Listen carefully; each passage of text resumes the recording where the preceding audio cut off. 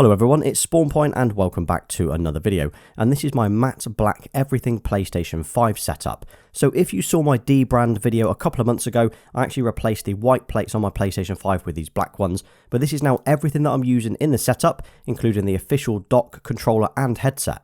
Now I've shared a few photos of these over on Instagram recently, but I thought I'd do a dedicated video just showing you them all together. So if you're thinking about changing the colour of your PlayStation 5 controller or dock, I'm going to show you what I bought, what the overall quality is like and whether it's worth the price. First up, the PS5. So obviously it's currently only available in white if you buy it from a shop, but as the plates on the side are actually removable, you can either spray, wrap or replace these for any colour you'd like. So I've opted for these matte black plates from D-brand. Now these cost me $70 or about £50 including delivery. They actually replace the white ones like for like without any worries of trying to spray or wrap it yourself. Plus, as I've not actually sprayed these, it means I can easily pop them off and put the original ones back on if I needed to, say for selling or warranty issues. And the finish on these are absolutely perfect. It's the same fit as the original plates that you get with the console, and it's obviously just missing the PlayStation icon on one side and the small icons that you get on the inside of the plate. And these plates are actually made by D-brand, so they're not the original PlayStation plates and then sprayed, they're actually designed by them. And what I've also done is I've actually wrapped the centerpiece of the PlayStation 5 as well. So you can see here in the middle, it's usually glossy, it's like a glossy black, but I actually think the full matte black style really works here. It looks really clean. And now I've got the PlayStation 5 under my TV, I think it looks perfect. So yeah, $70 is not a bad price really, considering you are getting a full set of replacement plates to transform the look.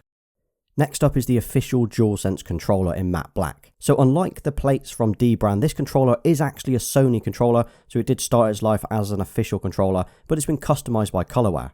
So they take the original DualSense controller, they strip it down, and then they spray every part to the spec that you choose. So I've listed the exact spec that I went for on screen now, so in case you want to copy exactly what I'm using. The controller even turns up in the original DualSense packaging, so it kind of feels original. Quality-wise, it feels and looks really good.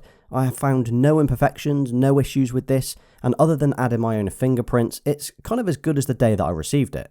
Now, although it is an official PlayStation controller, the warranty is voided obviously as soon as it's taken apart. But fortunately, Colorware actually provide a 12 months warranty with their products, so it's kind of as good as new.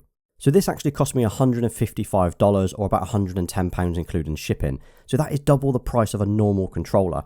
Now, when I bought this 3 months ago, there wasn't any other colour choice available, it was just the standard white one. But if you're looking for a matte black design, you'd probably be best waiting for the new one that we're going to get next month. But again, I love the look of this controller, and this will definitely give you an idea of what the new Sony ones will look like next month. Although I'm not sure if it's going to be quite as matte as this one. And this is the charging dock that I'm using, and this is the official Sony dock for the DualSense controller, and it's also in matte black. Now, although this is the official dock, and it does come in the original packaging, it's just like the Colorware controller. So the website I bought this from is called Prime Star Mods, and what they do is they take the original dock, they dismantle it, and they spray it to the colour of your choice. So this gives a nice custom colour of your choice, and in my case matte black, but it means you're still getting an original item, not some cheap copy off Amazon. So I think this dock looks awesome, especially with a matte black controller on it. The finish on it is really good. I mean, to be honest, it almost looks and feels like a factory item. The centerpiece is still glossy. I'm not sure if this can be sprayed, but it would have been nice to have had this matte black as well. So this dock is now replacing my white one that I had before. Now unfortunately, I actually hide my controllers on my dock inside of this cupboard, so you're not really going to see it, but it's a nice touch and it keeps everything looking the same. Cost-wise, I paid about £43 for this, so that's about £18 more than retail, but I'm happy with that. It's not a lot extra considering it's something that's custom made. And then there's the matte black headphones that I'm using. These are the SteelSeries Arctis 7Ps. So these are not custom, this is the only item here today that is 100% standard and not modded. Although this colour can only actually be bought from the SteelSeries website if you sign up as a member. Everywhere else sells the 7Ps only in white. Now I did actually cover an entire video just on these, and I give a full review, a mic test and the EQ settings that I was using, but these have been my daily drivers for the last few months. Actually, since getting these, I've not touched any of the other headsets that I've got. I've got about 4 or 5 headsets now. Now these have a nice metal frame on the top, which makes them feel solid and quite premium, and it's got the nice band across the top as well that sits on your head. Plus there's the retractable mic and the rotating cups. Overall, these feel really nice, and I would definitely recommend checking out that review that I did a few months ago.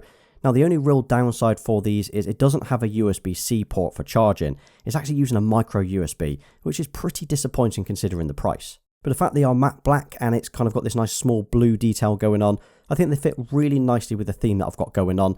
I think the white ones, if I had have gone for those, would have been pretty jarring in comparison. And this is the full setup, so this is everything matte black. We've got the PS5, the controller, the dock, and the headset. To me, this looks absolutely awesome. I think all of the black items together has a real clean and almost premium look, especially compared to the white setup that I had before. But what's great is you can kind of have any color combo that you'd like, because the websites that I recommended, well, you can choose any color from their site. So do you prefer the all white or the all black look, or is there another color that you would have gone for? So although I've shown you the colorware controller that I have here today, and I obviously paid about double the price for that, we know that very soon we're going to be getting the 2 new colors from Sony. Now I will definitely be picking up the black one, even though I've got a black one already. I think the Sony one will probably be better overall in terms of quality and the detail on the grip, plus the various other logos that Colorware actually spray over with their own design. So who else will be picking up either of the 2 colours? You can go for the black one, you can go for the red one. Also, let me know if you'd like to see an unboxing of both, as I might actually cover those here. Well, you've made it to the end of this video, so thank you for watching. If you drop a matte black everything in the comments, I will give you a thumbs up, as I know you're here supporting me right till the end. Don't forget to hit that like button, subscribe to the channel, and turn notifications on so you don't miss my next upload.